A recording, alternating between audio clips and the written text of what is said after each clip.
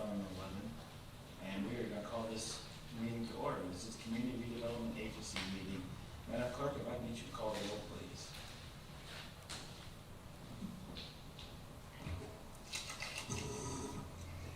Francis Pavlovsky. Here.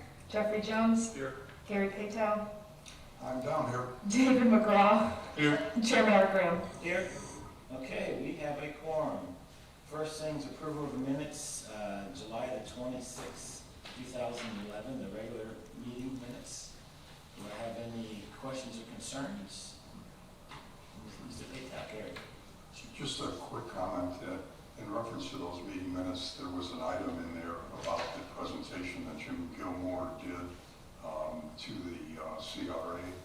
And there were, Jim, you had a number of slides that you did along with that. It would be good if the slides were attached, I think, to the meeting minutes. So Yeah, we have that. my only comment. Any other comments or concerns on the meeting on the 26th of July? If none, I'll entertain a motion. Francis? I'll make a motion to approve the minutes for July 22nd, 2021. Is there a second? I will second that with the attachments to be made. It's been moved and seconded, the regular meeting, July 26th, and including the attachments. All in favor say aye. Aye. Any opposed? Or you actually going to approve that motion? Okay, the workshop minutes of August the 12th, 2021. Any questions or concerns? Comments? I will entertain a motion. I'll move to approve the Thursday, August 12th CRA workshop minutes as presented. Is there a second? I'll second. It's been moved and seconded, the workshop minutes for August the 12th. All in favor say aye. Aye. Any opposed?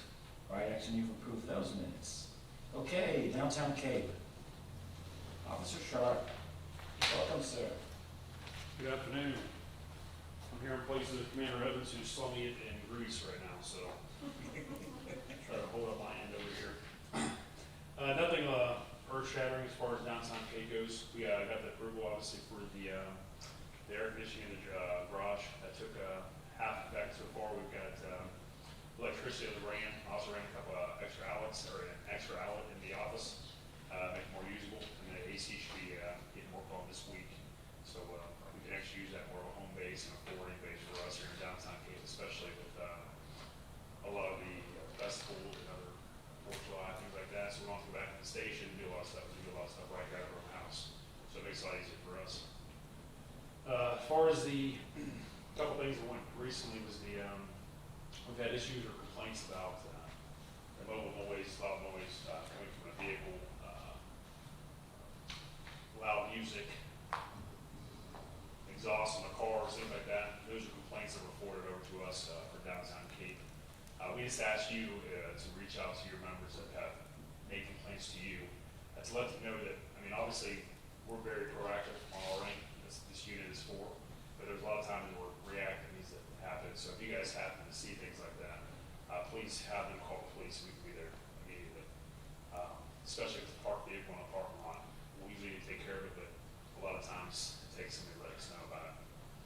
Also, I think, Jeff, you're one of the big advocates for the parking on First Street. Just so you know, on Wednesday, I drove there. I was in 3rd Avenue, North Zone, parked, and there was 3 vehicles parking eastbound, 3 vehicles parking westbound, one in downtown Cape part of the park lanes to Ritz, and there's one trying to deliver inside there. So people are getting ordered for it. So just so you guys up. But again, if you guys see some of those calls, that's really all I got. Yeah. Yeah, I just note, the only, other than the Lynch's situation, the only truck I've noticed regularly parking in the street is the U.S. Foods making deliveries to the Best Western. You know, they're there every time they make a delivery, so.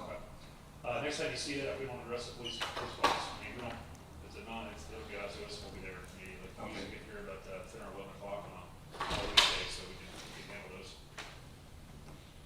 Gary? Sergeant Sharp, thank you. The additional signage that you had these or somebody put up in reference to that construction activity in First Street, I think made a big difference from what I've seen. It was much more visible the last time I went down there from my previous rides through that area. You're right, except for the bicycles that hit a brick today, so they still try it, but you're right, it's helped out a lot. There's nobody, as far as cars going down there, they're getting on pretty good in the detour zones. Thank you. Any other comments, questions, concerns? Thank you very much for your update. Thank you. Okay, staff report. Heather, is that you?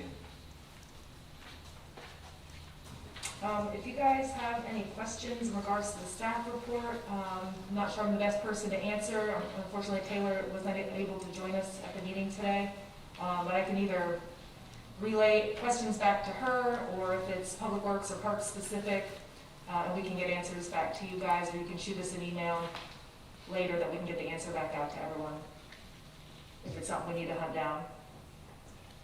Jeff? Okay, I just have a couple comments, one specific and then one just overall on the presentation of the report. And I don't know if there's anybody here to respond to this, but on the, where was this? The Sunshine Park, right in the first page there. Council approved this on August 2nd. And it indicates that staff committee meetings are underway to work out the final design to bring to the board. And here, our meeting here is 3 weeks later after approval. And our next meeting is another 4 weeks from now, so that means 7 weeks before we even get to see the final design to start this. This was supposed to be commenced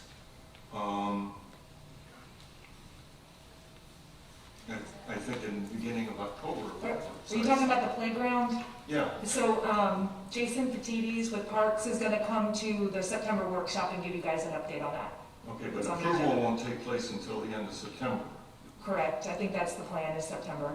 Okay, I thought it was a little more accelerated than that, but, okay, and then just a general comment. If we go through here, this is sort of to provide us an update. Well, some of the items where nothing happened, but there's a deadline date, there's no explanation, and I think in just going through the report as you presented to us, if a deadline date has been missed, then what happened? You know, just an explanation, maybe a new deadline date, but there's several instances of that. You know, park benches projected installed July 2021. Maybe those have been installed, but not. But I think you know, if this is an update, we should update each category as things happen or don't happen. All right, noted. Thank you. Francis? I just have two questions. In regards to the bike lanes for Public Works downtown, it says it's waiting for council. Do we know when it's going to go on their agenda? No, the plan, are you talking about for the extension of the markings on First Street? Yes. All right, Dennis, you want to address that? Yeah, just so you're aware, the painting has been done on the block between 7th and 8th. There was kind of some confusion to Gary's point that we requested that they come in and put the chevrons above the two existing bike symbols that were in front of our Redevelopment. They showed up, went a block north, repainted the whole bike emblem with both chevrons, and then didn't go back and do the block in front of Margaritaville. So currently, the block at Margaritaville from 6th to 7th still has the bicycle with the arrow, and then the block north has got the bicycle with the chevrons. So they made a mistake when they come in. They half did what we wanted them to do, and then they took it on themselves to go ahead and mark the next block up. So we don't need that to be approved, right? Because on this paperwork it says it does. I think the idea we had originally was that city council was going to approve that request. However, like I said, when our contractor got confused and did it anyway, it could be approved by city council, but it's going to kind of be whether they approve it or not. The paint's already there. We're not going to remove the paint out of the roadway to correct that issue. Okay, so that was the first question. Thank you, Dennis. And the second one has to do with this luncheon for communication plan. Did you say that they're going to come and talk to us? Is this also part of this discussion, the communications plan, like I want to know what was discussed, how CRA could utilize social media and what have you, or is that still on the table for us? It's the last page, first main bullet, last bullet of the paragraph.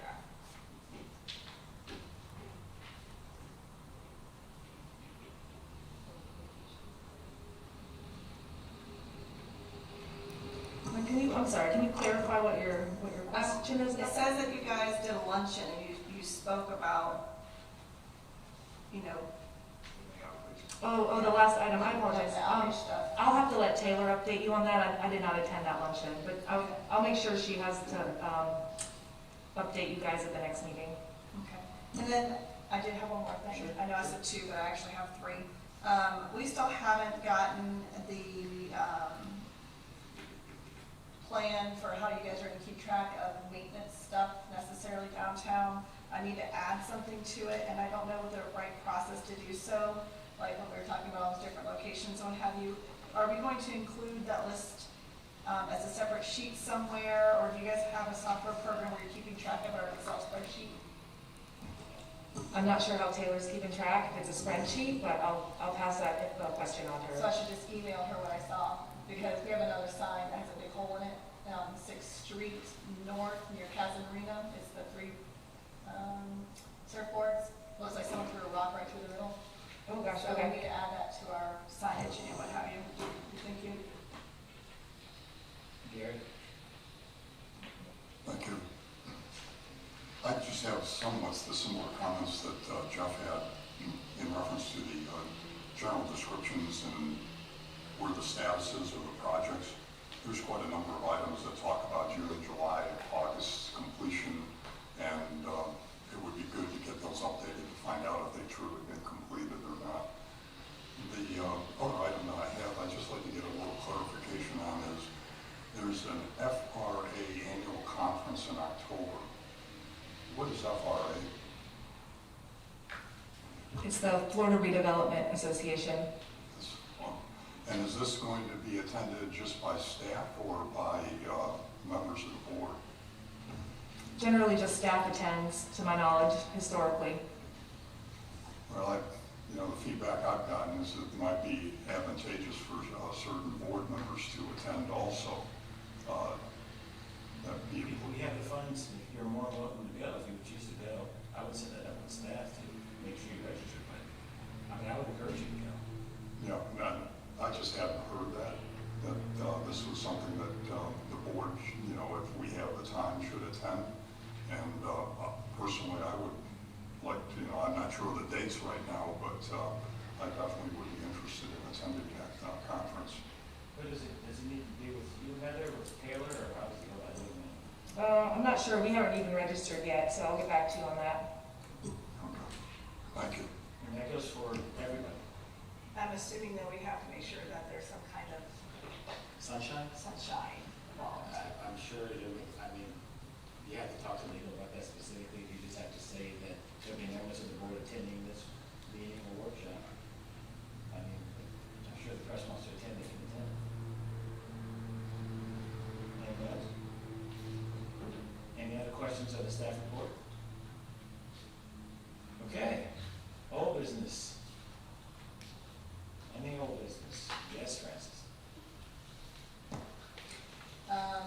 I had asked before we started the meeting, but I was told to do so during the meeting. I was inquiring a couple meetings ago about the ethics training.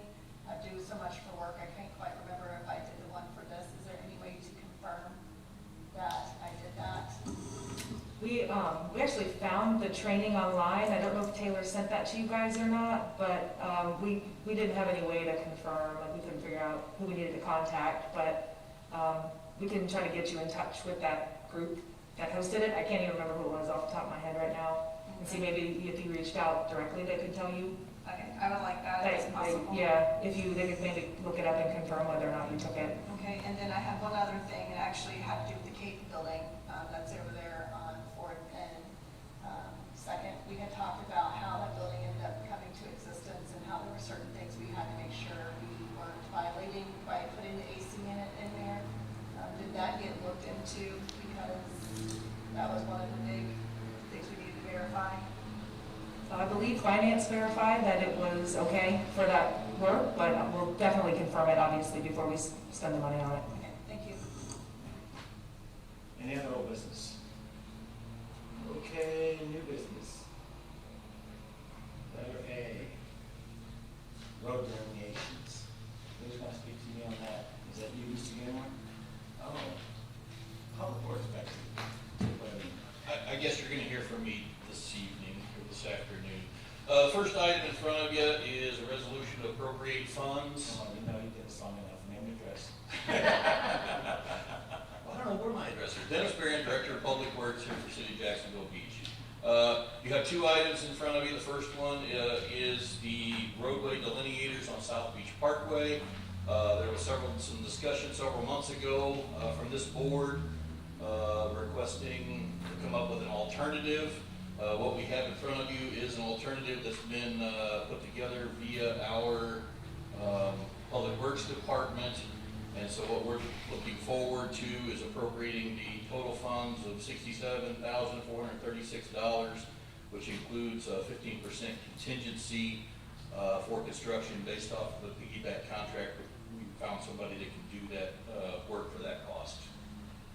And it would actually be eliminating those delineators and installing a reinforced concrete barrier wall in there. So that will be a wall that you can't drive through, obviously. Francis? Hi, Dennis. Hello.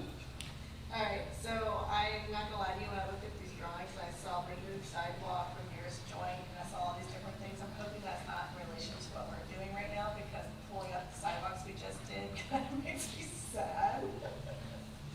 But, there was the chart you gave us. Oh, for the sketch? Right. So the sketch, the only thing you're really looking for is that barrier wall construction that's into South Beach Parkway.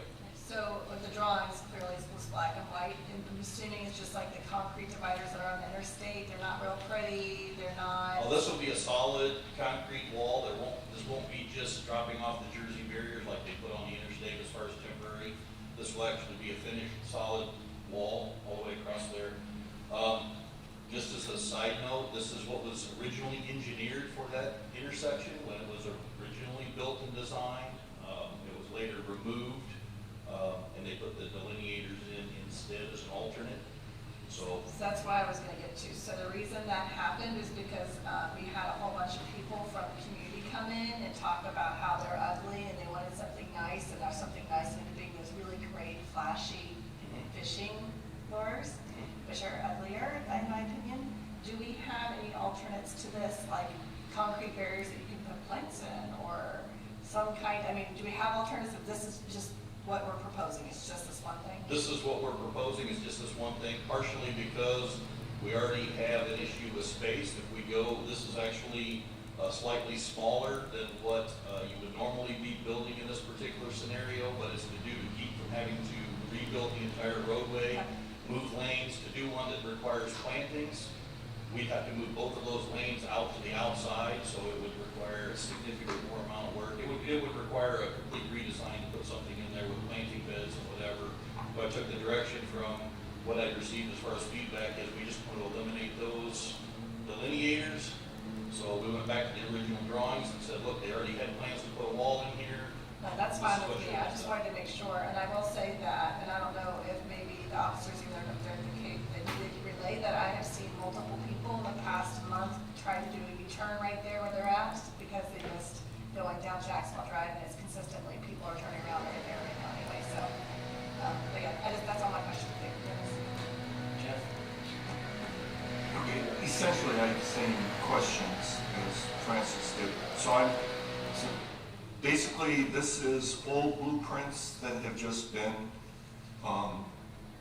resurrected because to show the general location of the delineators. It was actually the original, I think this one was actually the original sketch for the design when that intersection was first put together. Okay. So it's actually been pulled back out, sent back out for, to our contractor that can do that as part of the piggyback process to determine, what we can be able to do it for, what we can be able to find it done. rather than completely start all over and re-engineer something brand new again, spend money for that and spend multiple Yes. bits and get something stuck in here that we can't just get done.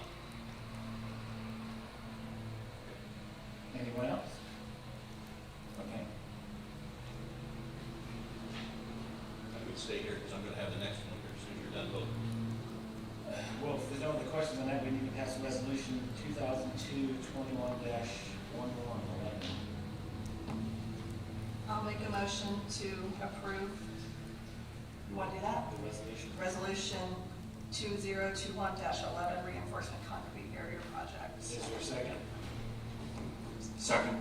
Has been moved and seconded. Madam Clerk, may I get you to call the roll, please? Francis Pawlowski, Yes.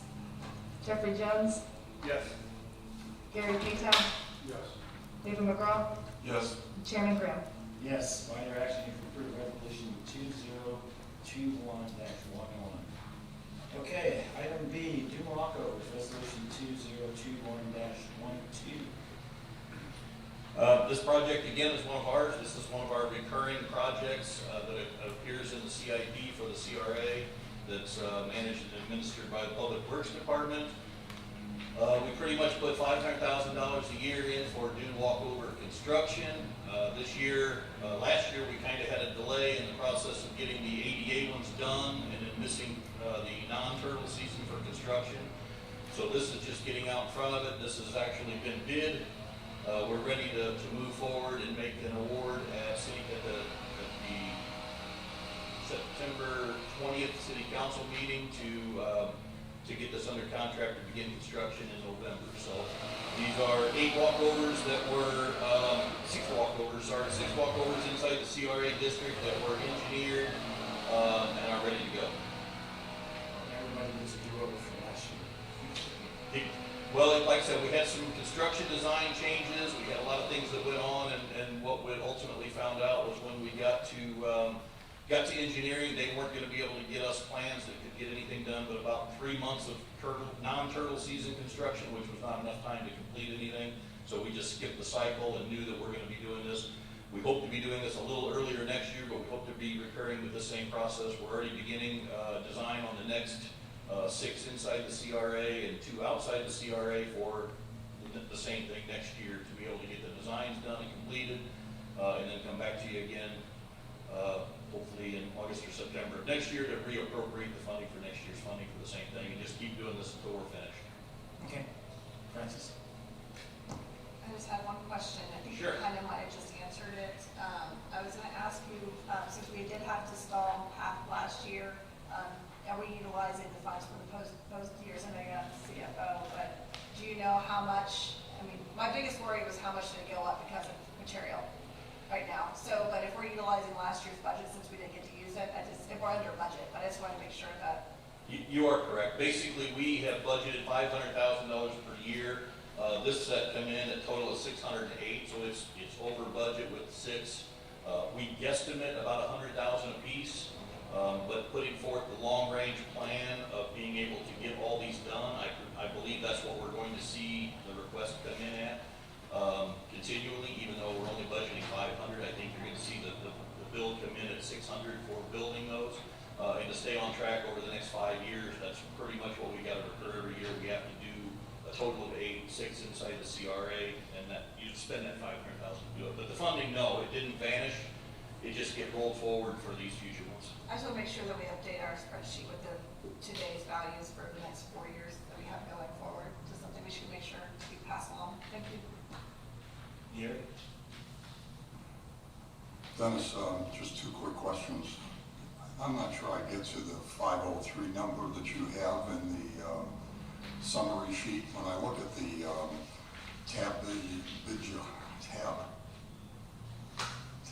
bid tabulation sheet, I'll get it out. You take out the 2 crossovers that are not within the CRA, and I get to 521, not 503. So I'm just want to make sure we've got the right number here. That number's been checked multiple times. I can re-add it for you, but you've got to substitute in the alternate 5A for 5A above, which although that's a $2,000 $2,000 increase, so if anything, that makes your number farther away from line. Further away, yeah. The other thing is the number one item is for demolition of 8 walkovers, so if you take that $78,000 and divide it by 8, that's how I determined how much got applied to each walkover. Since demolition was only one line, the only way to really do it and spread it out evenly was to say the total demolition cost was $78,884, divide that by 8, this is just a little under $10,000 per. So take that times 6, and then you add up all the rest of them, it comes out to the 503 number. Okay, I think I understand what you did now, because I didn't take the demolition and spread it over all 8 projects. I just used that total number and then, subtracted out items 8 and 9, and that's why I came to 521. So I think you've answered my question there. The other thing I'm just curious about in reference to the construction administration services, is that something we really need? Because we have, as part of the CRA staff, construction coordinator. And would he not be the one that would be looking at the construction of those crossovers? So normally the construction coordinator that we utilized last year, he was utilized for the redevelopment project and not for the dune walkovers. And so since 2 of these are outside of the CRA and 6 of them are inside, Public Works has been given the direction that we try not to do any of that in-house for any of these, so we're farming it out for all 8 of them to have the engineering firm oversee all of the construction, because obviously if they have done their design and done it properly, they should be the one that approves their construction. So we ultimately end up with what we've agreed or what they've agreed to sell us and what we've agreed to approve. So while we do have that coordinator position, that person is a part-time position and is only paid when we utilize them, and they don't have experience in the dune walkovers. Their experience level was in the redevelopment project downtown. So when that redevelopment project comes back around for projects 4 and 5 and ultimately 6, we'll look at bringing that person back to take on those responsibilities, or we'll consider doing the contract services again, depending on what we end up doing for those next big projects. Based on the original budget that we put together for the CRA this year, we've got him budgeted in at 80%, 86% of his time. So we've got plenty of opportunity to use his services if necessary. But understood. Thank you. Yeah. Okay, I've just, so we are being asked to approve alternative 1. Correct, we are, Public Works is presenting that we are doing both alternates. The alternates are a alternate decking material for the last final flat where you around the corner, and then the last flat that goes down to the beach. It's actually an ABS constructed plastic with some really wide holes in it to allow the sand to go through, because one of the biggest complaints we're getting is the new dune walkovers are already filling up with sand. We don't know for 100% sure this is going to be an answer, so with only having 2 of them in this batch that are going to have ramps, it makes sense for us to do this as the pilot to say, are we going to update our specs and change everything going forward, or are we going to go back to the solid ramps? It only is the last section of ramp and then the last flat as you go around the corner that would actually be perforated to allow the sand to go through. So it still will catch some sand on top, but it should allow the majority of that sand to fall through. Okay, I didn't understand that. That's good. So the 4th Avenue South currently is a ramp. Is that correct? That's why we're putting a ramp in there? Or? Yes, so our directive from the very beginning was to replace these dune walkovers at the minimum as they are existing. So if a walkover has a ramp, it was set to be designed with a ramp back into place. If it was designed with stairs, it was set to be redesigned back with stairs.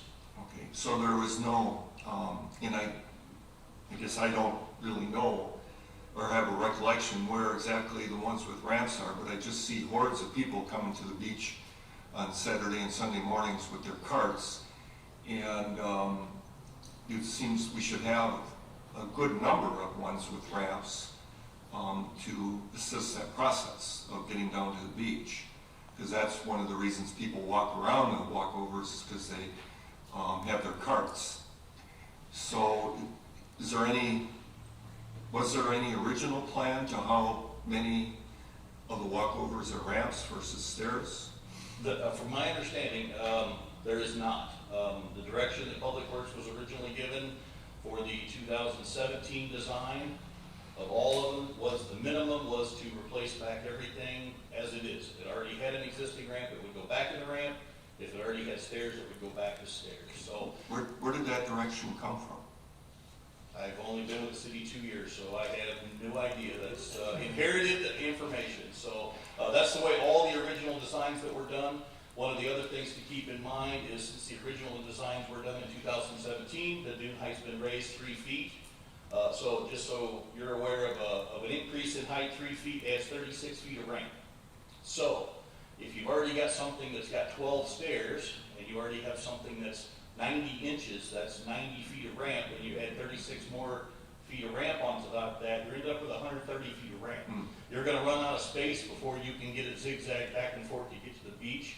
The only other alternative would be to build a ramp that was so far out of ADA compliance, which it wouldn't have to be ADA compliant, but it would be so far out of ADA compliance, it would be very hard for anybody with strollers and wagons and everything else, bicycles, to move across it. So I agree with you. There's some direction we would need from city council that says, pump the brakes the next time you re-engineer, and we want them all ramps, or quite the opposite, to say we don't want to have any construction at all on dune walkovers, and we'd rather have just a path, and people take the path and go up and over.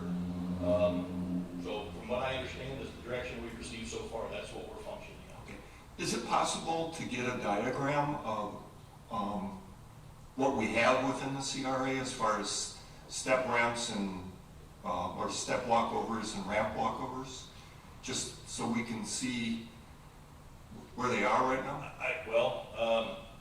I don't know that we have that as existing. I know I have the original that were 60% designed from the 2017, which is every one of them, but I don't know, I can't tell you, and like I said, that's 3 feet lower elevation, so the minute you raise it 3 feet, that changes everything that has to do with that design. Okay, well, I'm just thinking, if you've got 4 blocks that don't have a ramp, and then you've got 2 ramps in close proximity, maybe as we go forward, because we've got still 20-some left to do, we can take a look at that and say, maybe swap one of these out, make this one a ramp and that one a stair, so that there's more, they're spread out more.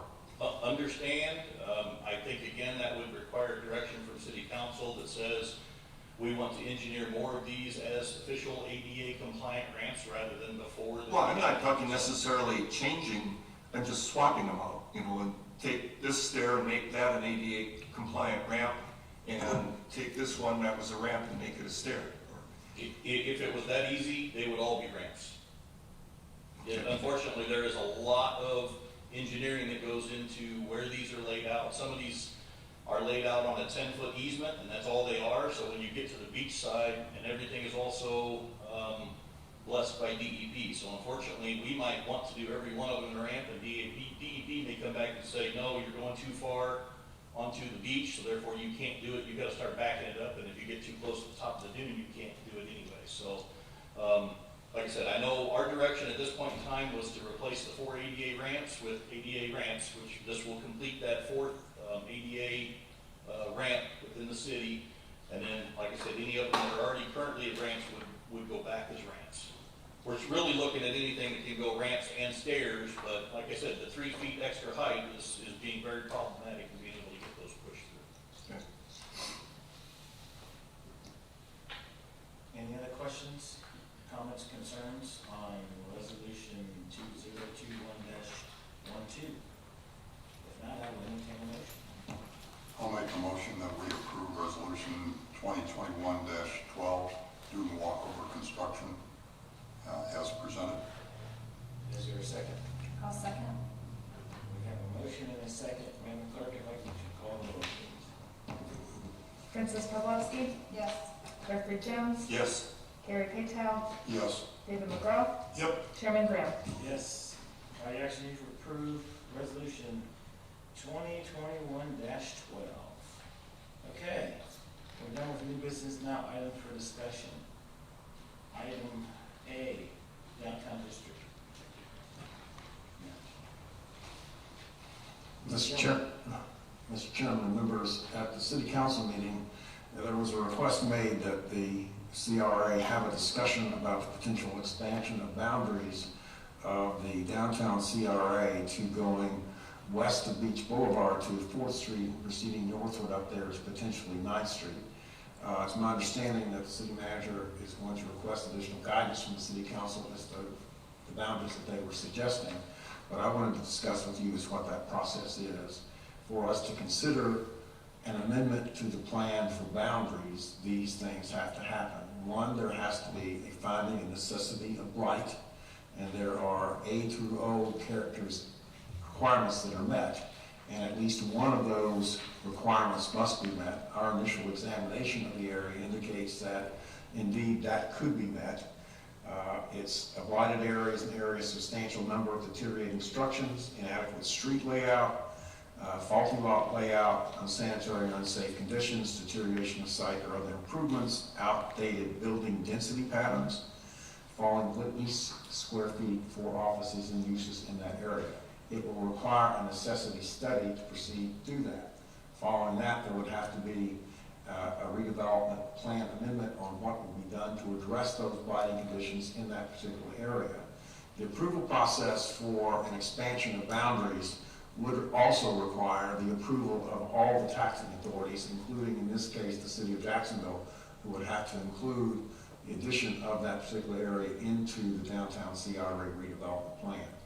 And I want just to, as I said, I want to explain to you what the process would be, finding a necessity, redevelopment plan, if so authorized and recommended by and approved by you, and going to the city council approval for adoption. And with that, any questions you might have on that, that's what we know. This came up again at the city council meeting on CRA matters. I have one. I guess the first question is, because we've been told so many times how we're limited to only spend our funds in our designated area, who funds the necessity study? It's a very good question, sir. I don't know, but I'll find out. Francis? For those of you guys who are following city council as well, they are talking about maybe discussing height limits again downtown. Do we know, or did they have a discussion about this being part of that incentive for them to consider addressing the height limits in downtown Jacks Beach? Do we know if that was discussed? Council hasn't had the discussion on height yet. I believe that's on September 27th. Does that sound right to you? That they'll be talking about it at that time. Is there any way, I guess I'll just follow along with it, because I've talked to a couple people and I'm wondering if this is going to be one of the deciding factors on that.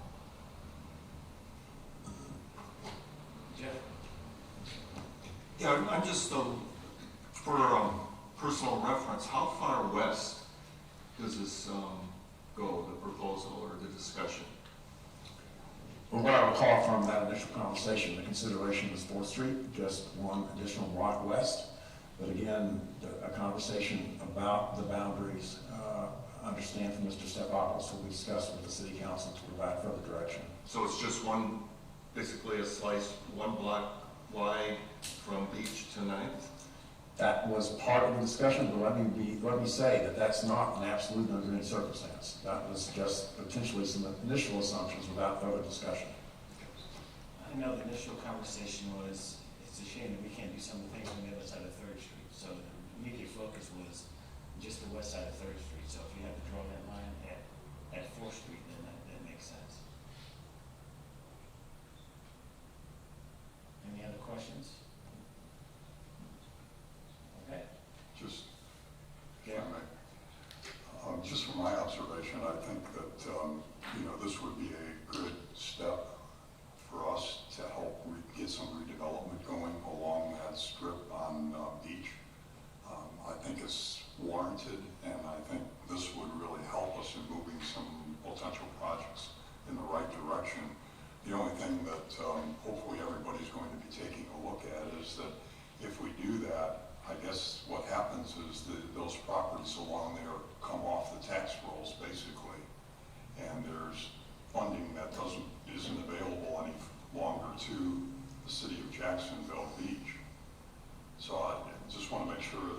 funding standpoint, that works for everybody? Actually, that's not the way it works, because if it goes, if our district gets expanded, the current funding, the current tax base stays there, it's just the elevated tax base. That's correct. And so anything in the future would not go to the city of Jacksonville Beach or city of Jacksonville. Well, that's the whole purpose of the CRA, is take those fundings to help facilitate that area. And so eventually, when you decide you're done with that area, it all still goes back to Jacksonville. I just want to make sure that, we've looked at all aspects of it, we're all comfortable with it. That's my only comment. Francis? Jim, I have one follow-up question as well. So we're talking about what we would do to develop this area as a group, and we're going to propose stuff to city council. Obviously, that's going to affect what we would possibly recommend. So what is the time frame for them to really have this discussion? The reason I say that is like hypothetically, right? Let's just say that it does get put on, and we decide that, this whole area is going to be built up. They may or may not make it to the where it's easier for builders to build up and make it larger. We as a CRA could then say, you know what, we can put our parking lot over on the other side of 3rd Street, create walkways over 3rd Street to get the traffic to the beaches without having to go across on the road, and therefore leave all these properties here up for building versus parking lots or whatever. The question you raise is the second part of the action that would have to occur if a decision is made to consider making a plan, changing the boundaries. The finding of necessity, what comes after that is a redevelopment plan itself that has to address every one of those items that also has to then be adopted and approved, because one has to talk, A, not only about integration with what we have here, but B, as currently said by Mr. Paytown and others, what can we do on that side to take care of the body conditions there? And coming back to your closing point, how is it integrated with those other issues? That's the final step. There has to be a redevelopment plan. So we're talking about years. Man, I don't, We're just realistically talking years for those two discussions by council really to be solved and figured out. I would hope not. I'm just And trying to I'm think not about, trying to be- because me personally, I would look at that and say, depending on where these, and I get that everything's fluid, right? I mean, for me personally, I'm looking at that like, with the possibility of those two things passing, what I propose for us to discuss would change based off those two answers. And That's just- if I may, it's also my understanding that the issue about heights is something that would be on a workshop agenda for discussion about the CRA as well, coming up in September. All right, that was my follow-up, thank you. Anyone else? Yes, sir. Where did the boundary idea come from? Does anyone, I guess I'm asking is, what's stopping us from just going one more road, or why can't we go down Beach Boulevard? Who's doing that discussion? Well, when you first designate the CRA, you specifically put in hard boundaries. And so, until you get that district realigned, those are still your hard boundaries. So two things you can do is create another CRA, which would be on the other side of 3rd Street, or expand that. And there's, as Jim was just saying, there's quite a bit that goes into that. You can't just say, okay, we want to take that block as well. Gotcha. And so it sounds like to me, the next big steps, as city manager says, is get a better understanding from city council and to talk about this necessity study. Because there's pretty much nothing we can do until those two things are done. All right? Is that up for A? Jeff? Yeah, I just, to me, I'm in favor of increasing the height limit, because you see how difficult it is to get a decent project.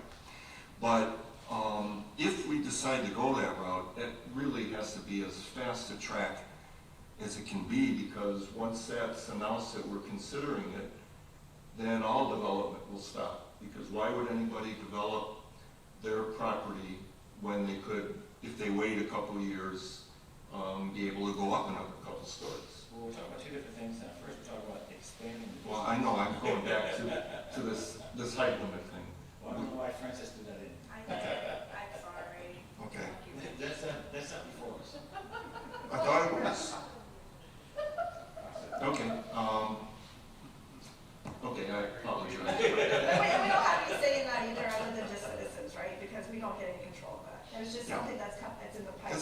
observation.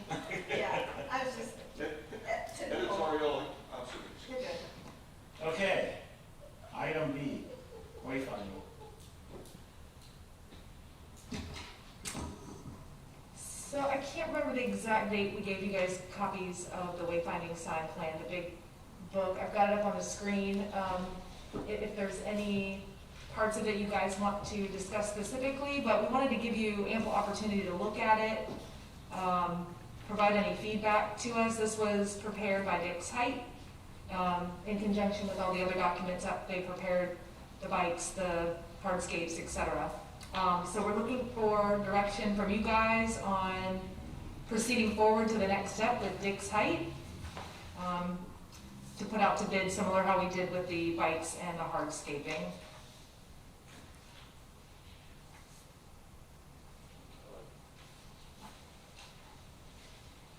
Is that official? And again, the sign master plan, it's really more a set of engineering documents than anything else, showing everything from sign height, coloring, sizing, scale when it comes to pedestrians, different types of signs, and basically standards for each one of those. So when you're in the downtown district, all the signage is consistent, it's colorful, they're all gonna look like they were printed at the same place. I'm gonna find the one, I think it's in here, the page that shows all the existing signs through downtown and how crazy they are. So the whole goal is to kind of get away from some of the inconsistencies with our signage and make it easier for everybody to find their way around, etc. So.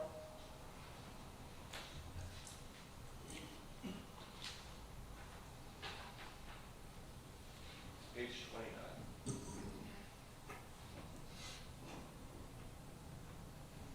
The blue and white, the official colors of Jacksonville Beach until it wasn't. Very what, official colors? Sorry, just having discussion. So, Heather, what do you want from us?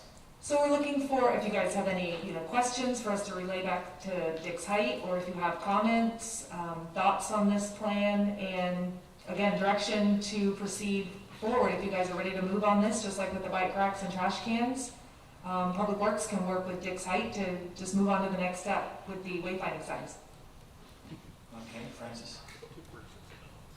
I only had two thoughts. Obviously, we can't replace some of the official state and whatnot signs with these, so I understand that. So, are we able to do different variations, or did we decide that for any, pointing out, in the future, if we're saying you go this way for something? I know there was a spot where we're able to do the arrows and what have you. Are we going to pick specific spaces for those throughout the downtown area? I didn't look at the map to see if we had designated areas saying here this way, information center that way. And are they going to include places that are not just in downtown?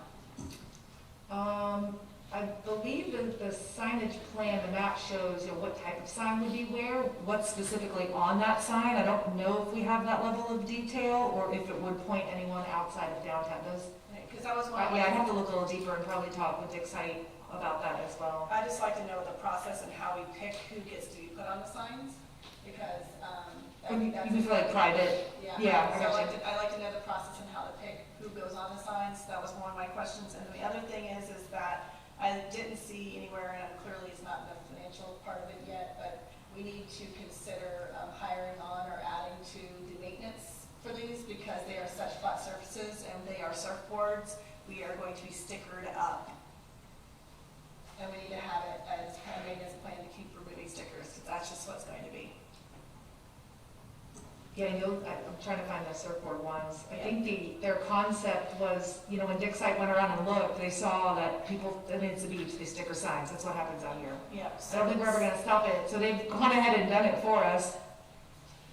Try to zoom in, they've kind of, taken that approach with their design, which people are just gonna add to, and we all know what's gonna happen. Okay, so I just didn't know if that's something, because I know when we originally talked about this, the concept was of finding things that we could just use soap and water on, because we know that we're not leaving the one that's on the beach, what have you. So that's like those are my only 2 points of the whole thing. And other than that, Those points are both part of the enhanced maintenance plan that we do for downtown. We actually have somebody that comes in and coats all of our signs and flat surfaces. It makes it really easy for those stickers to come off, just like you said. It makes it so soap and water comes, takes them off. So we have a current contract already with the company that does that. I can't think of what the name of them is. I know everybody calls him Chemical Pete. He goes around, sprays all the signs. It keeps anything from being permanently affixed to them. He can come back later, removes all that graffiti and anything else with very little elbow grease based off the fact that he's already pre-coated everything. So that would be, again, part of the approved enhanced maintenance process that we already do for the downtown district. And so he's prepared to be having a lot more signs to maintain. We're prepared to give him more money to do so. You guys have approved an enhanced maintenance budget, and so what we usually do is he does as needed. So what he'll do is he'll come out, he'll do what he needs to do, he'll remit us a bill for that, and we'll cover it. So again, yes, we're ready for that.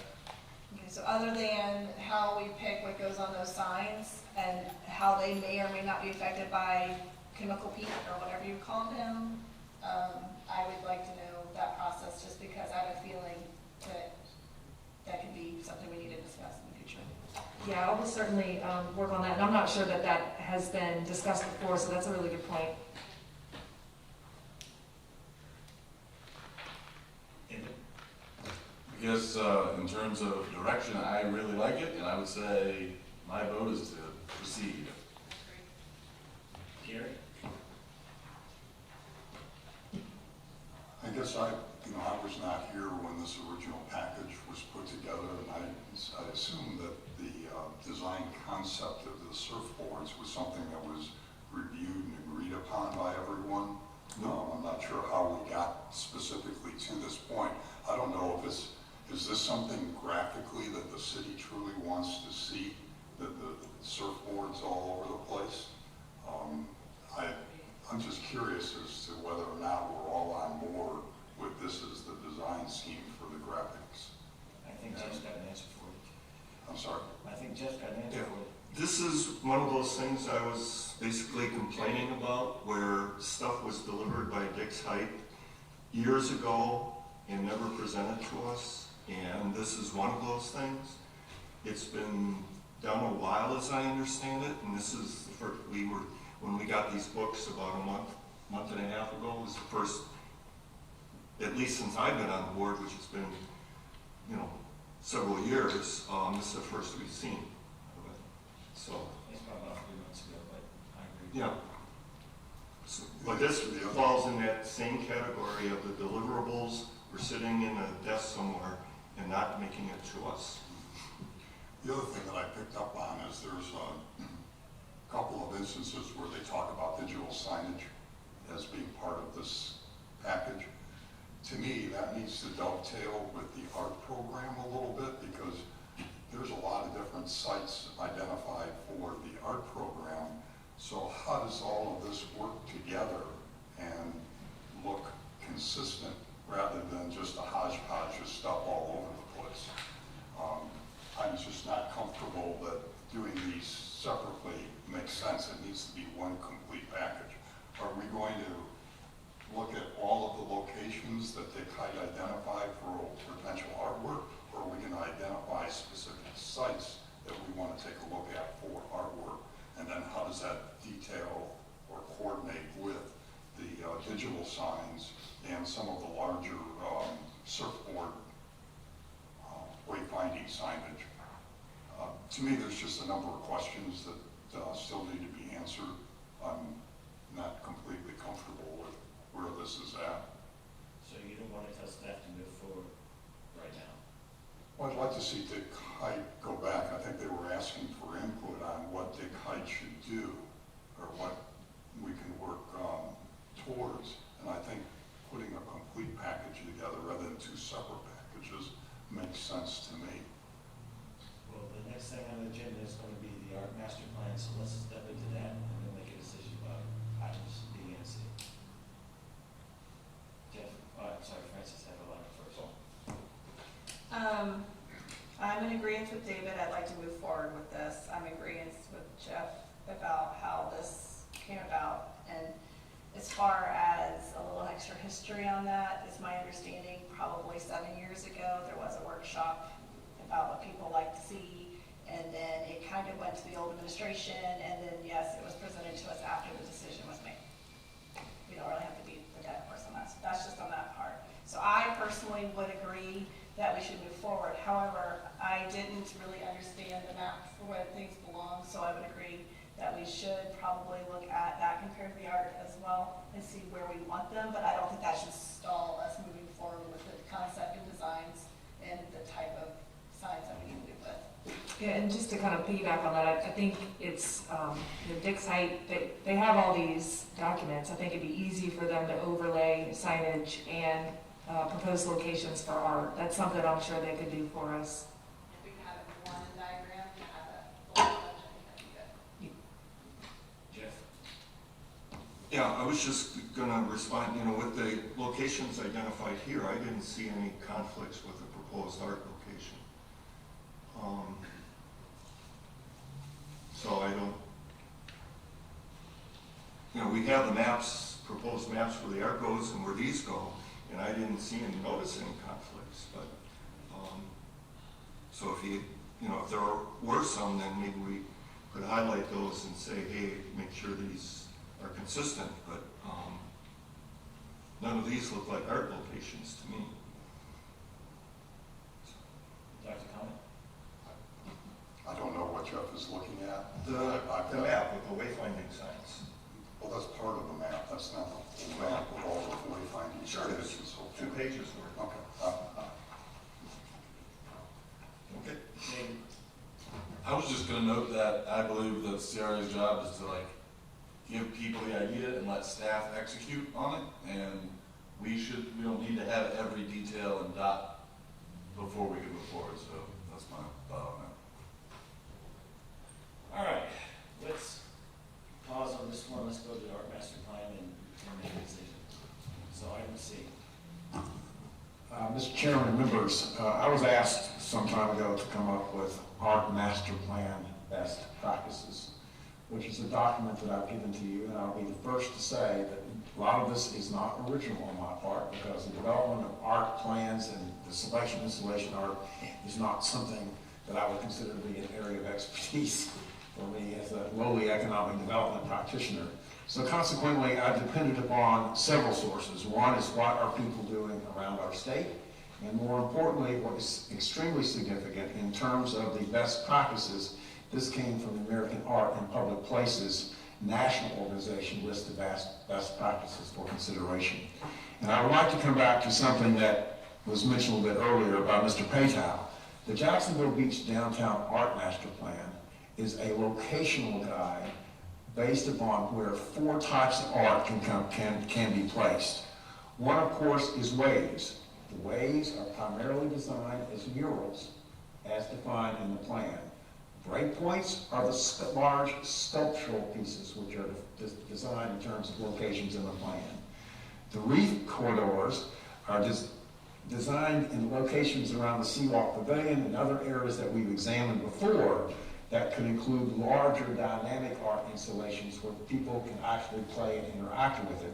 And the final element in the plan are title exhibits, which are designed to be temporary art installations that could come and go. I suppose one example of that might be the UNF sculptural art location that's down near the Ocean Park. In terms of best practices, and this is something that is put in place by some of our friends down in South Florida, where Mr. Graham and the mayor visited some time ago, as well as in the larger Jacksonville cultural arts area. What is really important, and this is part of something for you to consider, that there be a selection committee put in place that are based on art experts with art expertise, art professionals, community leaders, art educators, and collectors to come together and guide us on the call to artists to come back with recommendations on what should go where and to guide that process. And this is something that the CRA coordinator could manage. Now, what's really important, and I like to go to, again, the quote that I provided at the opening of the statement. First off, public art has to be accessible, physically and visually, but, quote, it's created in response to the place and community in which it resides, and that its publicness rests in the quality and impact of its exchange with audiences, and it extends opportunities for community engagement, but cannot demand a particular conclusion, but leaves room for public to come to their own conclusions. I like that quote because whatever might be selected or what might go in, some people are going to like it, some people are not going to like it. But we will have art experts coming into play, going for national artists and local artists to come in and make recommendations based on guidelines from the plan and your thoughts on locations on what can go in there to come into play. So this is for you to consider, to think about. But the best practices are you get a committee of art experts, and we recommend that they come from the beaches. And when we say the beaches, from Atlantic Beach to Ponte Vedra Beach, because we have a lot of people in our area who can be considered to be art experts that can come into play, from community leaders, et cetera, that can be selected to work on it. So this is your first time seeing it, but I would like you to look at it and think about it. When we look at the best practices, you can see there's lots of thoughts into these 26 items that have to be taken into consideration in preparing for it and making sure that when a call to artists is going out for any of these items, whether it's something on the ways, for murals, if it's breakpoints for large sculptural pieces, reef corridors and tile exhibits, and this will be part of a conversation to have as well, is to, okay, where do we start? My view is we could start on many of these things simultaneously, depending on what you think the priority should be. Should it be large sculptural pieces? We've talked a lot about where the veterans piece used to be as a significant large sculptural pieces that can be considered first. We have a lot of murals that are going up now, and the plan talks about where murals could go in some of our many locations, but we also point out that in the plan, as pointed out, as we all know, a lot of things have changed since this was done. Some of the places that they recommend aren't there anymore. So that's part of an examination that has to take place as well. This is an intricate, fun process that will cause lots of conversation to occur, I'm happy to say, and can truly change the community. So I put this, we're glad to think about it, take a look at it. Let's talk about it now and come back and talk about it next time. Any questions of Mr. Gilmore on this art master plan? Best practices. Best practices. Again, the plan you have is locations and types that we define and can come and go with.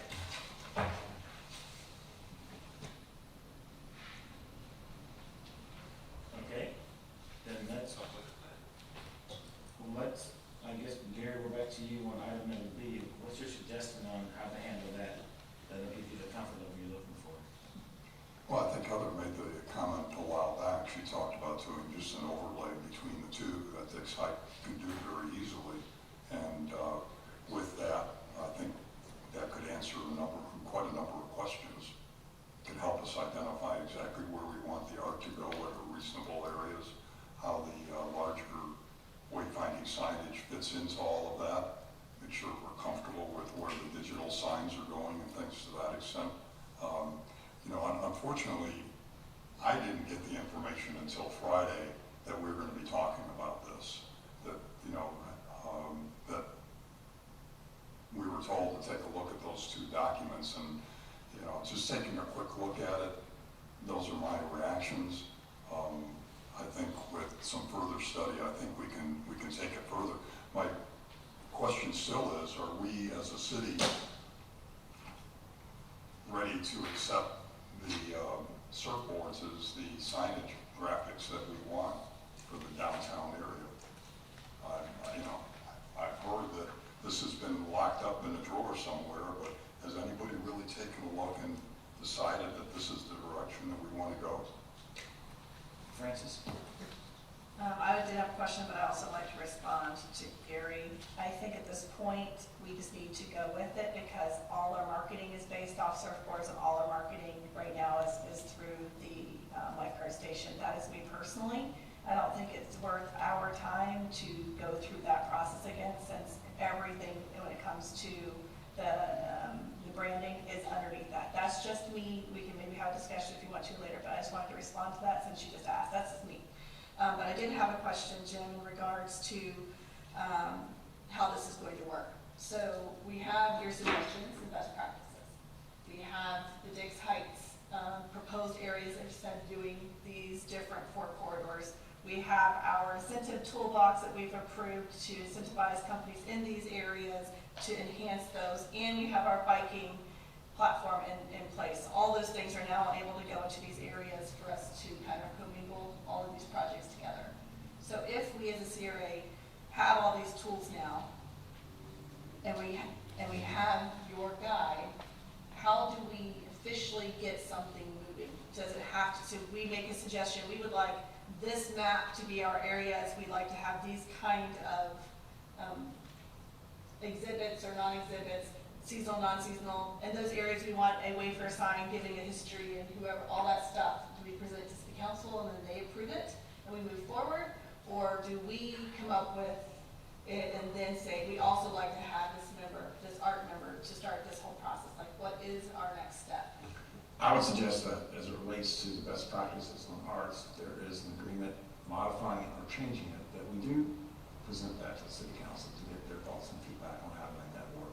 I do think that's appropriate. I think that some of these things can take place simultaneously, however, except the policy direction would be to reaffirm the locations here and then potentially use Dick's Height and others to come in to verify locations and then proceed with this process with an art selection committee that can get that going. So in essence, we need to have a workshop and come up with, this is what we want, this is what we propose, these are the things we'd like to see, and present to city council, and they either say yes or no, and then from there, we have the power to move forward with hiring, like, call to artists, or not call, but doing call to artists, or is it call No, to artists? I think if you take the recommendation, the first step then would be to select the selection committee. Who are those arts experts and how do we go about doing that? We've had some conversations internally with the staff about that, identifying people that we know that are experts, but that would be part of the conversation as well. So should we include that in our proposal to city council? How we would If you like, wish. what kind of people we want to be on that council? Yes, ma'am. So there is a possibility, if we put this, if we had nothing else on our plate, and we could just work on this right now, there is a possibility we could present something to city council by the end of the year. Yes, ma'am, absolutely. Okay. So I would like to get this done and started this year, or I would too. early next. Thank you. Just to go back to your other point, who made the signage that's on Beach Boulevard and A1A? Does the CRA do that, or the city, or like the Cape Lot? Because those are surfboards, so I mean, I feel like that kind of theme has already been established. And if we go against that, then I feel like we're gonna end up having to update those as well. So I just wanted to make that comment.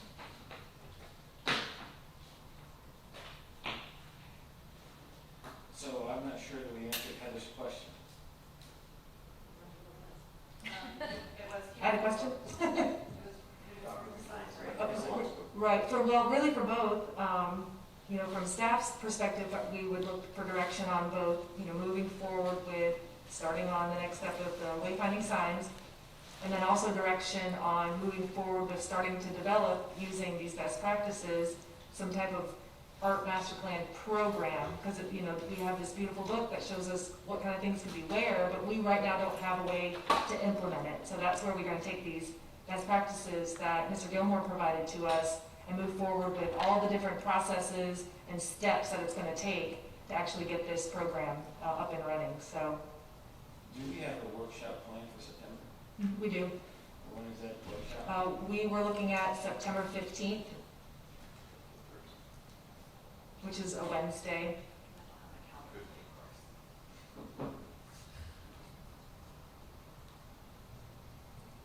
September when, 15th? Yes, sir.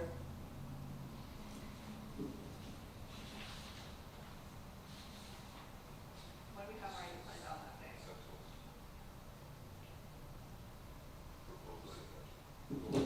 Okay, so, question, do you think that we can get Dick's Height to do that overlay that Gary's asking for before that workshop?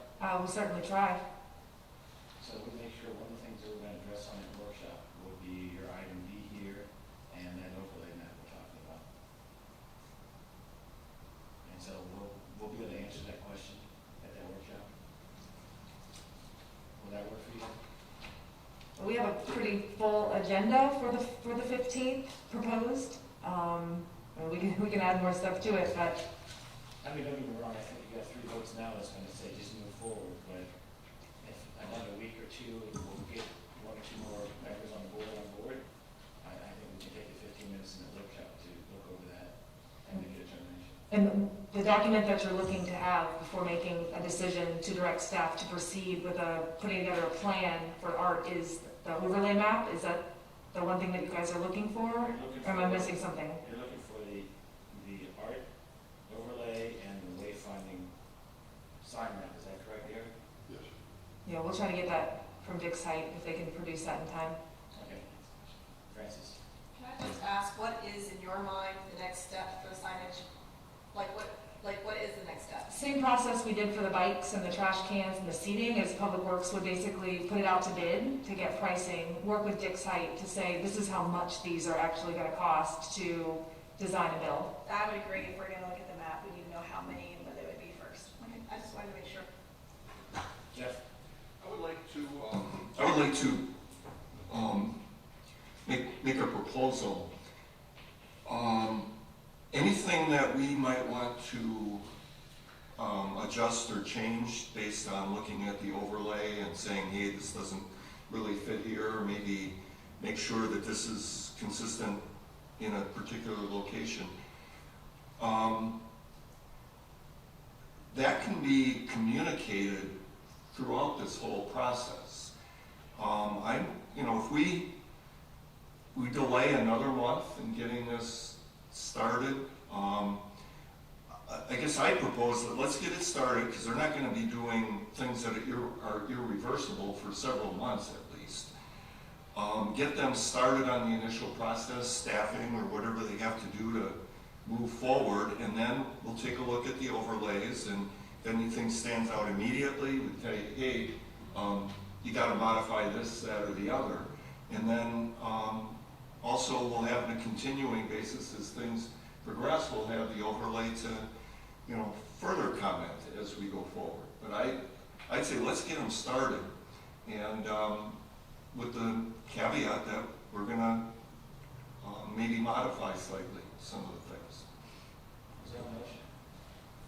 I don't know how you make that a motion, but Well, and if I could, Mr. Chair, and to David's point, staff's going to be looking at these and overseeing the implementation of these. So, we'll have all that information, and where we see conflicts, like a huge sculpture right next to a big surfboard sign, we'll have the opportunity to say, well, maybe we need to move this one over here, or relocate that there. So, there'll be opportunities during the implementation phase.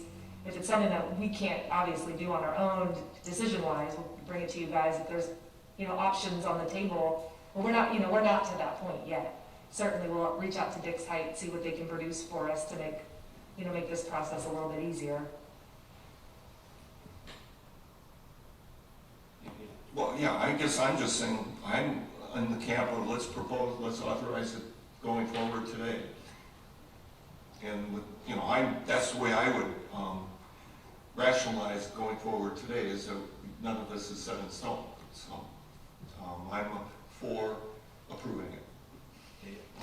I want to agree with him, and I want to make the point that I believe most of the work is replacement anyways. I mean, these are street signs. They're not like, they're not up for options. So we can get started on a lot of stuff that's really already there and needs to be there anyway. So I want to go forward. Francis? Do you just want me to make a motion? We can just go ahead and just poll to see who wants to go forward. Yeah, let's just do it. I would make a motion to make a poll so we can just move forward. All right, well, I think it's out there. Gary? Just to understand, what are we making a motion on to move forward with what? I'm just trying to understand exactly what we're moving forward with. The question that Heather asked, if we're okay with staff moving forward with the wave finding sign design plans from Dick Height. To approve moving forward with the construction documents, or? These basically are the construction documents. So what we would be doing with Dick's Height is, again, the same thing we did with the bike racks and the bollards and the trash cans, is basically authorizing them to put it out to bid so we can get pricing for these things, so we can come back to you guys and say, this is how much actually putting these signs in the ground is gonna cost for design, final design, construction, and then installation. So what we're looking for is telling the site to move forward with bidding the proposed package, and then we'll take a look at all the nitty-gritty as it relates to it once the bids come back and try to finalize them. I'm sorry, now I understand where we're heading. Thank you. So, we'll be as informal as we need to. Who's against moving forward today? Nobody's against it? Then it's unanimous. Okay, item D. Creating economic development plans. Madam Mayor. Welcome. Would you like the gavel? I would not like the gavel. Thank you very much, Mr. Chair, for the opportunity to address the Community Redevelopment Agency. I brought a few comments on this issue, but since I was here for the meeting, I have a few comments on some prior discussion, and there's no clock running, so indefinite amount of time. All right. I was going to pull you up earlier when we were talking about the surfboards, and I thought I made some notes. I made some notes. You can handle all the time. Chris Hoffman, Mayor of Jacksonville Beach, 11 North 3rd Street, Jacksonville Beach, Florida, is the office address. Apologies for my attire. I did not think about this meeting when I scheduled my gym session, but a few comments on some prior issues. I wanted to just say, with regards to the surfboard signs, the main ones that you pointed out were even before I was on council. I believe our city manager had a lot to do with those. And they were very popular, very well received. People take pictures in front of them. They're kind of those Instagram-worthy signs that you want to see in a community. And then with our mission and visioning work that the City Council has done, our vision statement is a vibrant coastal community that embraces the beach life. The beach life is in quotes, and I think we can all agree that surfboards are a big part of that. So probably not my favorite look in the world, but I think the surfboards are consistent with kind of the look and feel that we have in our downtown, as Ms. Pawlowski noted, with our lifeguard chair logo and everything like that. So a couple other items with regards to the height amendment. It has absolutely nothing to do with the expansion of the CRA boundaries. Those two things are completely independent. It had never even occurred to me to put them together until you put them together, so I just want to come back and officially detach them. The discussion of the height amendment is within the construct of our charter review, which we're going kind of chapter by chapter. Our city charter is basically our city's constitution. We have not done a wholesale review of that in a few decades, so we are doing that a couple a month, so we're working through that. If the council decides we want to put the height amendment up for a vote, it would go to the citizens. So it would not be something that would come before this board for a vote. Now, if we do decide to move forward with that, there may be a piece of that we propose revisions to the land development code in replacement or in substitution of that, but it's not going to come to you guys for your vote, other than as Francis correctly pointed out, as your vote as a citizen of the city of Jacksonville Beach. The expansion of the boundaries, I'll take credit, blame, I don't know which one you want for that. When Chairman Graham and I were coming back from Del Rey, and we were just kind of brainstorming, jotting down ideas. Two of the things, one I've talked to a few of you about, is just a redevelopment of at least one of our surface parking lots, and then expansion of the boundaries was the other. I don't think we've even gone into the specifics of what that would look like in terms of how far, but I can say I would never even contemplate going down Beach Boulevard. I would contemplate going right across 3rd Street and grabbing a few blocks there. They're underdeveloped, there's drainage issues. There's also quite a few already tax exempt properties, such as the museum, several churches back there. So it would require, it's a heavy lift to get that done. But if we are renegotiating our south end, for example, then I would say let's do this at the same time and kind of get a trade-off there to scoop up another area of our city that could use a little help and could use some continuity with our downtown area. That's just my opinion. That's where I'm coming from with it. So I'm just speaking as myself there. Let's see. Oh yeah, I said all that. Also, the FRA conference is October 27th through 29th. I looked it up while y'all were talking, and it's in Fort Myers. I really encourage you guys, if you have the opportunity. It's not just about sitting in a conference and learning from the speaker, but it's also about networking.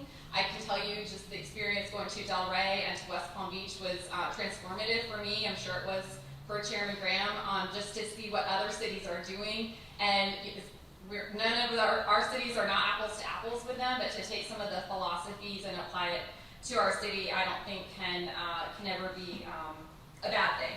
So as far as this issue with economic development, I just wanted to give you a little bit of an update from our council briefing and hopefully some words of support. The council met in just a council workshop to discuss only CRA. I pretty quickly took parking off the table as well as restructuring of the CRA off the table because I didn't want our meeting I had a couple bullet points agenda. It was not super structured, but I didn't want the meeting to devolve. And we have seen too many of our meetings devolve into parking or reorganizing the CRA.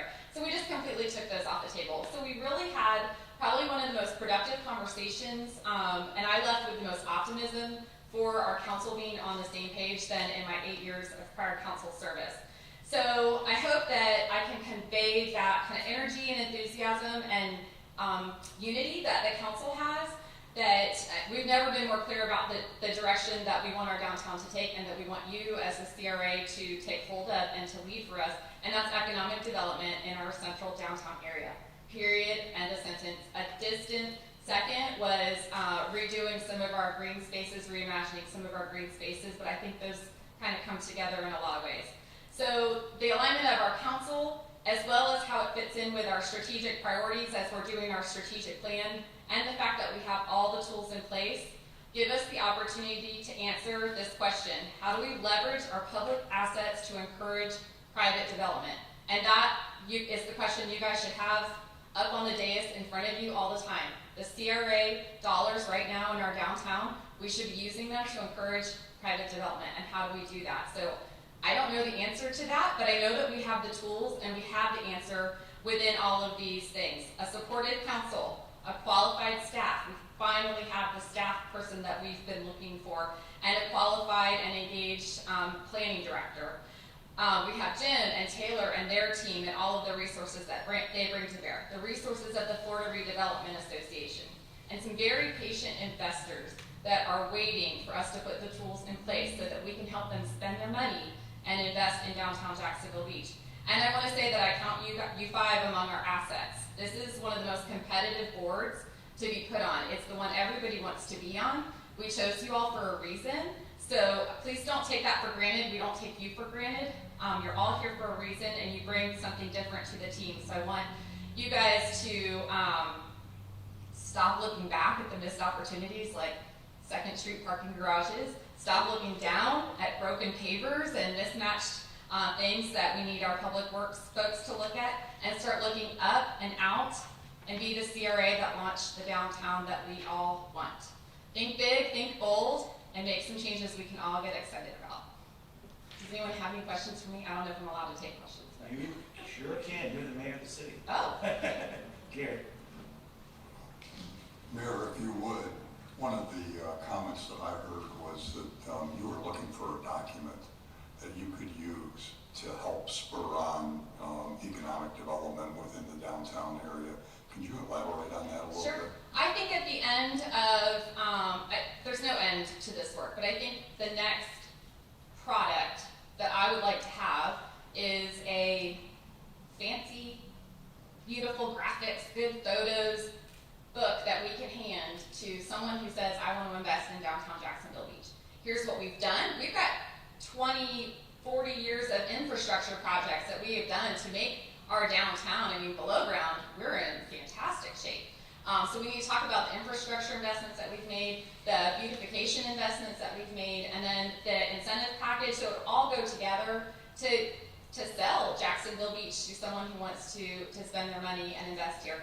The interesting thing is, and the benefit to us is that a lot of people have already made investments here, and they're just waiting to act on those investments. So if we put it all in a pretty package, I don't know, laminated, spiral bound, whatever we want to do, I'll leave that detail to staff, because they're the best equipped to handle those details, but something that shows exactly the tools that we can bring to bear to help them make their investment in Jacksonville Beach. Yeah. So, is that sufficient for someone to get going on that product? Who does it? And what, Jim or Heather, what do you need to go forward with that? That's part of the way I'm struggling. We can have this goal, but how do we get started? What's first step? Jim? I can talk about that because I think that the base elements are in place to build the document that you're talking about. Let's talk about some of the work that's already been done. The incentive toolbox. The incentive toolbox is everything and stuff, but that needs to be clarified and brought down to specifics that can be utilized as a tool to promote economic development. And as part of that, we've discussed and have already done some drafting on 2 documents. One, a conversation with significant property owners, and we've got 2 of the most significant property owners on the south and on the north part of it that are waiting for this. I'm losing my train of thought here, and I don't mean to do that because there's so much that I want to talk about in this subject. But we're talking about a survey to talk to existing businesses, to existing property owners. First off, to get their thoughts based upon that toolbox with ways and means and criteria of what can be done to help them grow their business, expand their business, or to relocate a new business here, from large property owners that are real estate developers to people that are existing here. That is the part that, at least in staff, that we started talking about doing right now. The next thing is, and we just completed a piece that we delivered to the city last week on how public-private partnerships work, the format, et cetera, and what to think. So that's another thing that we want to distribute and to talk about with the group as well. And then another thing that we want to talk about is that within the plan itself, and this is a very important part of the conversation, has to be a topic again to confirm, change, or verify that this is the type of community we want it to be. Are we going after, we need to look at that and verify that again. But I think all those pieces can be put together in the next 30 to 45 days. I truly do believe that, Mayor. Maybe 2 months. Let's be on the safe side there. Let's be on the safe side. So that is my suggestion. You ask, how do we start? That's my suggestion on how we start. And you also have something in your packet today that staff prepared for you to look and examine. But as I looked at that, as we discussed it, put that in the context of what we just talked about. We've got tools now. Let's just bring it down to the level of how we can work to implement it and start then putting together that marketing package to let folks know this is what we can do to help you grow your business in Jacksonville Beach. And this is something then that you are doing. Well, I believe in great collaboration. It's what we're all working on together. But yes, we are definitely working on that. We have all that information, yes. Francis? This goes back to how we were talking our last meeting. I asked specifically, there are certain things for us to move forward with this plan that we needed to understand the hurdles, which is the whole ordinances, like all those different height things, different things we don't have control over, okay? So we have asked for those to move forward because we have to know if we're going to propose to City Council some changes to codes or variances or whatever it is, just different ordinances that we don't have control over. I mean, it's one thing for us to say we'd like to do, but we still have to think of the bigger picture. So I know that the pitch book is what I would call it. I mean, the regulatory issues is something that planning director worked to look at. In terms of the height issue, I have strong feelings about this. The height issue is something that's coming up. It'll go to the voters. Maybe they'll pass it. Maybe they won't pass it. On the other hand, of the developers that are significant in our community who are ready to invest, to the point that you made earlier, Jeff, they're ready to proceed now because you can't depend totally on that happening in the future.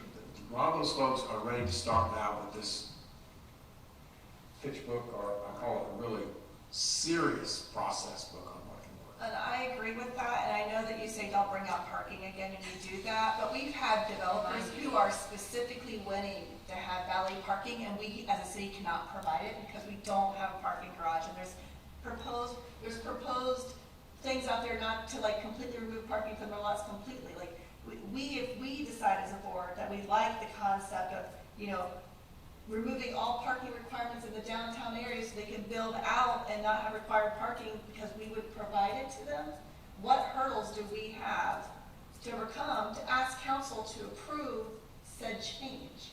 Like that's just, I mean, it's great to give a pitch book, but if we know that we want something, but we have a dead wall, like if we're gonna hit a wall, we can't really move forward that pitch until we propose what the change of that hurdle is. And that's why I need to know what hurdles do we have that we can work with as a group to say, do we want it to be centralized parking, no centralized? I know you said remove parking from your thing, and I know that, I'm just saying. My meeting, I removed it from the meeting I was Yeah, running. so I'm just saying, for us though. We have to talk about We parking. have to talk Yeah, about, because because to me, it's an infrastructure We have to, issue. yes, we And have to for talk me, building businesses, if I was going to buy new property downtown, and I wanted to have a business, what was my business? What would it be? What would I need? What are the hurdles the city provides me? Who has control of those hurdles? Okay, well, we're over here wanting to do the same thing as you, but there's a hurdle here. So we over here need to say, hey, wave our hands.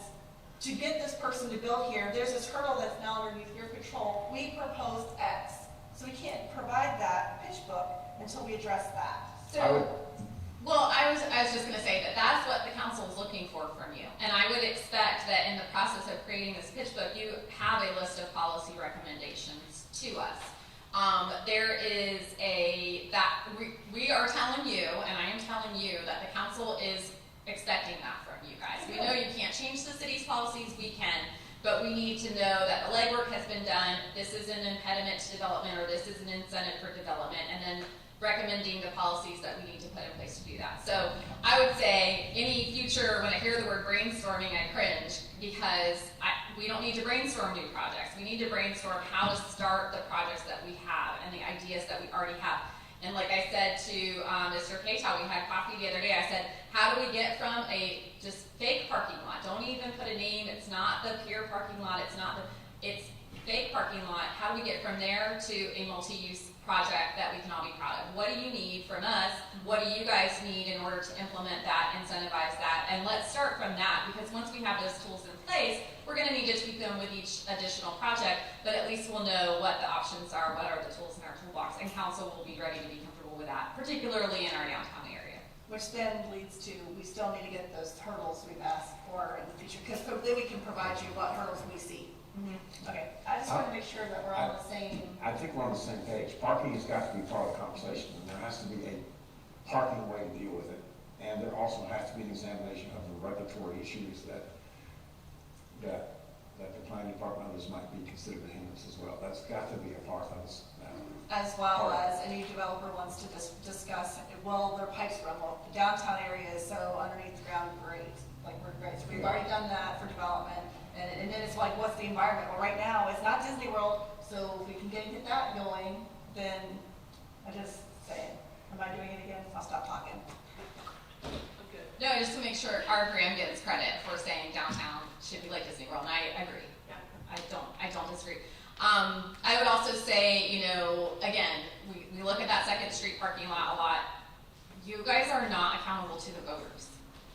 We are accountable to the voters, but you guys are accountable to the investment in downtown. So I think that when you're looking at leveraging those public resources and public assets, all you really have to think about is benefiting that taxing district. So in the best way and according to the vision, but if somebody says, you shouldn't let a restaurant lease parking spots. Why not? These are just things I encourage you guys to just be big picture thinkers and to let's push the envelope. I'm ready. I have 3.5 years left in this job, maybe 5.5 if I go for, 7.5 if I work on my math. So I'm ready to get some stuff done because this is all going to take time, as we know, and I really appreciate the fact that we're starting to see some forward movement on these projects that we've been talking about for quite some time. So thank you guys all for your effort. You have a lot of meetings and a lot of reading to do to get ready for these meetings, and I just appreciate all that you do and will continue to do for the downtown in particular. So, any other questions for me? Okay, thank you. Madam Mayor, thank you very much for your time. Okay. Mr. Gilmore, are we doing anything else with the economic development? I think we have our homework. Okay. And what I was going to say in that subject is building on what the mayor said. Yes, big picture with the details of how we make it work. David? So in regards to economic development in general, you know, a vibrant area has a lot of various types of businesses so that there's not a gap. For example, if downtown's empty around dinner time, it's because there's not a lot of restaurants. Can we use the incentive package, or is there an incentive that we can set, like, based on average entree cost or something, or somehow to incentivize them to say, we don't want you serving snacks, we want you being an actual restaurant? So much of this depends upon the property owner itself and what the property owner sees to come in there. And the incentives that we offer are some things that we discussed in the past, is where you can provide incentives to help defray the cost of building build out, et cetera, to get someone in there to make it work. We are still totally dependent upon the market, and as we discussed as well, I don't think we want to be in the business of simply giving free money, but we want to make sure it's there and that it's going to be successful. And if something happens, then we have to address that as well, but that'll be a part of the detail work. But the answer to that question is yes. Again, it's talking to property owners, what does the market work, and what do they think that they need to have to get in restaurants and other opportunities that are here. But yes, when you go back and look at some of the work that we've already done that we're going to expand on, there are ways and means to do that. But it's not just writing checks. Sure. It's having requirements in there that they're going to do it and they're going to have it, and we want them to commit to be there for a certain period of time with a minimum capital investment, and we're going to help subsidize that if appropriate, and that's what it takes. And I think all that is great for brand new development. But we also have all these other locations. I consider that to be the case for existing as well. It's about talking to folks and finding out what can be done do you want to do to grow your business. We can't ultimately make them do it, but at least we can have offering, and that's where they have to have the conversations with them about where do you see your business and how would you like to grow it. If it's a property owner that's got something in there and they're happy as can be, well, they gotta go and stay be happy. Can't do a lot about that. Francis? I thought we were done with these topics. Can I ask about Horn and then get a review for the 15th, unless you want to do Gary first? Let's do Gary first. Jim, just to get a further clarification, are we in the process of developing the P3 procedures with procurement as to how to move forward the development project? Is that what I heard you say earlier? Two questions. In response to your question, the answer, yes, that document is prepared, and we'll get that out to you for your review and see how it works. That's on the P3 process. On the Horn Street project, we're waiting to get final word back from Ashley in Finance Department on the funds and how that can go. And what we'd agreed before is to bring back something to you in October to issue an offering to the community for the Horn Court property. And that is going to be the document. Yes. That's going to be the document that's going to be discussed with the city, because we had to go back and forth. That's right. That is correct.